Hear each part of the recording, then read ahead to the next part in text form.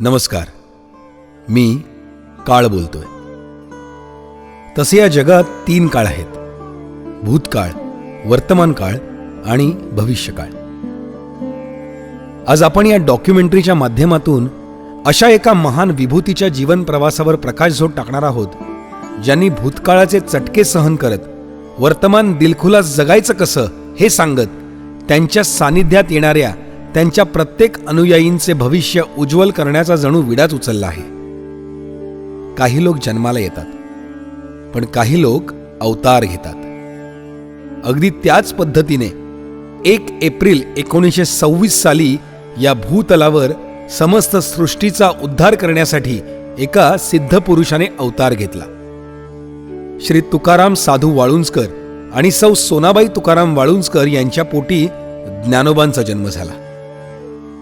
अवघ्या विश्वकल्याणासाठी संत ज्ञानेश्वर माऊलींनी जसे जगाला पसायदान दिले, त्याचप्रमाणे समस्त लोकांचा उद्धार तसंच त्यांना अध्यात्माच्या आणखी जवळ आणण्यासाठी श्री व सौ सोनाबाई तुकाराम वाळुंजकर यांनी सृष्टीला ज्ञानोबा दिले.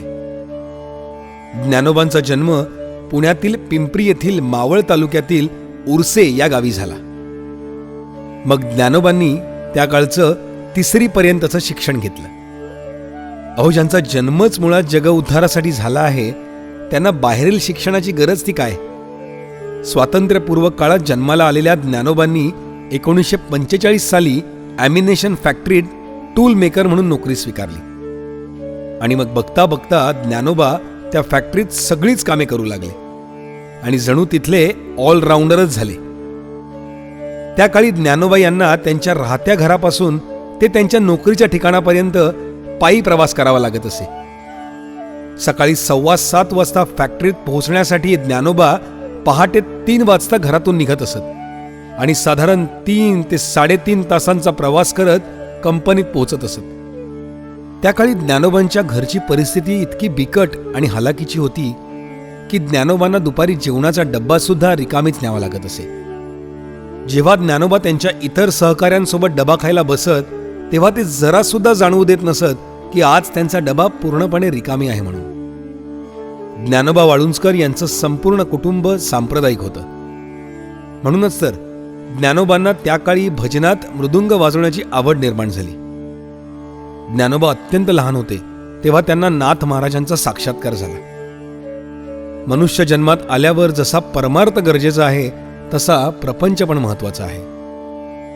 1949 या साली ज्ञानोबा यांनी सुलोचना यांच्याशी विवाह करत संसार रूपीत प्रपंचात प्रवेश केला. त्यानंतर ज्ञानोबा आणि सौ सुलोचना यांना दत्तात्रय, गणपत आणि रवींद्र अशी 3 मुले झाली. नोकरी, संसार हे सर्व सांभाळत असताना ज्ञानोबा एके दिवशी सिंधुदुर्ग तालुक्यातील कणकवली या गावी जाऊन पोहोचले. कणकवली येथील परमपूज्य भालचंद्र महाराजांना जाऊन भेटले आणि तेव्हा अखंड ब्रह्मांडाचे पालनहार भालचंद्र महाराजांनी ज्ञानोबांना चटका, फटका आणि उपदेश अशा 3ही गोष्टी देऊ केल्या. तेव्हा कदाचित भालचंद्र महाराजांनी हे ओळखलं असावं की आपल्याकडे आलेला हा ज्ञानोबा काही साधासुधा मनुष्य नाही, तर त्यांच्यासारखाच एक अवतारी आहे, जो या जगाचं कल्याण करण्याकरिता या पृथ्वीलोकात जन्माला आलाय. भालचंद्र महाराजांचा तो उपदेश ज्ञानोबांनी स्वीकारला आणि तेव्हापासून परमपूज्य भालचंद्र महाराजांना त्यांनी आपल्या आयुष्यात गुरुचं स्थान दिलं. त्यानंतर लगेचच ज्ञानोबांनी अविरत अशी तपश्चर्या केली. त्या काळात ज्ञानोबांच्या शरीरात जवळजवळ 19 व्याधींनी शिरकाव केला होता. परंतु भालचंद्र महाराजांच्या अखंड नाम तपश्चर्येनंतर त्यांच्या शरीरातून त्या सगळ्याच व्याधींनी पळ काढला. तदनंतर परमपूज्य भालचंद्र महाराजांबद्दल त्यांची निष्ठा, त्यांचं प्रेम इतकं वाढत गेलं की पुढे मग एक दिवस सुद्धा ज्ञानोबांनी त्यांच्या नामस्मरणाच्या सेवेत खंड पडू दिला नाही. साधारण 1969 साली सुरू झालेला 13 कोटी हरिनाम जपाचा संकल्प त्यांनी 1977 साली पूर्ण केला.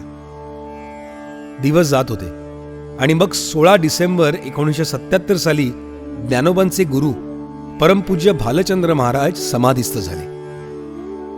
परंतु जशी आपल्याला गुरूंची ओढ असते ना, तशीच गुरूंना सुद्धा त्यांच्या भक्तांची काळजी असते. आणि मग त्याच काळजीपोटी परमपूज्य भालचंद्र महाराजांनी जसा द्रोणाचार्यासाठी त्यांचा शिष्य एकलव्य, तसा भालचंद्र महाराजांच्या पश्चात त्यांचे शिष्य म्हणजे सिद्धयोगी परमपूज्य ज्ञानोबा वाळुंजकर महाराजांना आपल्या भक्तीचा वसा देऊ केला. अखंड नामस्मरणातून गुरुप्राप्ती झालेल्या वाळुंजकर महाराजांना भालचंद्र बाबांनी जणू आज्ञाच दिली की आता इथून पुढे या संपूर्ण सृष्टीचं पालन पोषण एक गुरु म्हणून तुम्हाला करायचंय. आणि मग नंतर अतिशय निस्वार्थ भावनेतून वाळुंजकर महाराजांनी भक्तीचा प्रचार प्रसार सुरू केला. पीडित, शोषित, दुःखी, निराश अशा प्रत्येक भक्ताला वाळुंजकर महाराजांनी जय बाबा असं म्हणत कायमचा दिलासा दिला. आणि मग पुढे जगी जास कोणी नाही त्यासी देवा आहे या ओळींना स्मरून वाळुंजकर महाराज कोणासाठी भाऊ, कोणासाठी आई, तर कोणासाठी बाप बनले. 1959 साली जशी दत्त मंदिर वडजाईची स्थापना झाली होती, त्याचप्रमाणे वाळुंजकर महाराजांच्या आज्ञेनुसार 2010 मध्ये लोहगाव पवार वस्ती येथे भालचंद्र महाराजांच्या मंदिराची स्थापना झाली. मग 2014 साली अष्टापूर, 2015 साली डोमखेड वाघोली आणि थेट 2026 मध्ये केंदूर येथे परमपूज्य भालचंद्र महाराजांच्या मंदिराची स्थापना करण्यात आली. स्वतःला कितीही त्रास झाला तरी चालेल, पण माझा भक्त सुखात राहायला पाहिजे या त्यांच्या वागणुकीचं संपूर्ण श्रेय ते कायमच परमपूज्य भालचंद्र महाराजांना देतात. ते कायम आपल्या भक्तांना म्हणतात की तुमचं सगळं चांगलं होण्यामागचे सूत्रधार मोठे बाबा अर्थातच भालचंद्र बाबा आहेत. जीवनामध्ये अनेक संघर्ष, हाल अपेष्टा, त्रास सहन करत आपल्या भक्तांचं भलं करणारे वाळुंजकर महाराज यंदा 101 वर्षांचे होत आहेत. अत्यंत साधी जीवनशैली जगणाऱ्या आपल्या वाळुंजकर महाराजांचा वाढदिवस अत्यंत थाटामाटात साजरा झाला पाहिजे या हेतूने त्यांचा संपूर्ण भक्त परिवार वर्षभर तयारी करत असतो. सगळे भक्त असं म्हणतात की 364 दिवस बाबा आपल्यासाठी झटतात, तर एक दिवस आपण बाबांसाठी काही नाही करू शकत. त्यांचा वाढदिवस त्यांच्या भक्तांसाठी जणू एक सोहळाच असतो. भक्ता कृपेची सावली झाली दिनांची माऊली अशा रीतीने आपल्या प्रत्येक लेकरावर जीवापाड प्रेम करणाऱ्या वाळुंजकर महाराजांना त्यांचे भक्त माऊली महाराज म्हणून देखील साथ घालतात. आज त्यांची ही माऊली वयाची 100 ओलांडत असताना आनंद या गोष्टीचा आहे की त्यांचा हा जय बाबा परिवार आता विस्तारतोय. एकमेका सहाय्य करू अवघे धरू सुपंथ या ओळींना स्मरून त्यांचा प्रत्येक भक्त त्यांच्या आज्ञेचं पालन करत इतरांच्या मदतीला धावून जातोय आणि मनोमन आपल्या माऊली महाराजांसाठी निरोगी दीर्घायुष्याची मागणी करतोय. पृथ्वी, जल, अग्नी, वायू आणि आकाश अशी पंचमहाभूते ज्यांच्यात समाविष्ट आहेत, जे अनंत कोटी ब्रह्मांड नायक आहेत, जे अनादी अनंत अगाध अपरंपार आहेत, अशा माऊली महाराजांना त्यांच्या 101व्या प्रकट दिनाच्या हार्दिक शुभेच्छा. जय बाबा.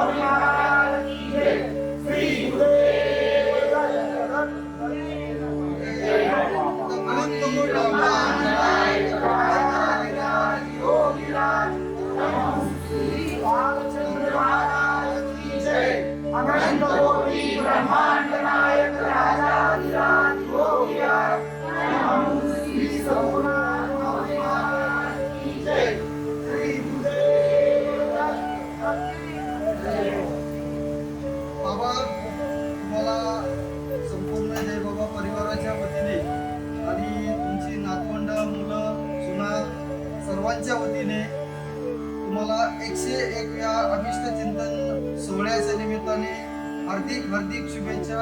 उदंड आयुष्य लाभो तुम्हाला अशी परमपूज्य भालचंद्राच्या महाराजांच्या चरणी प्रार्थना. जय बाबा. जय बाबा.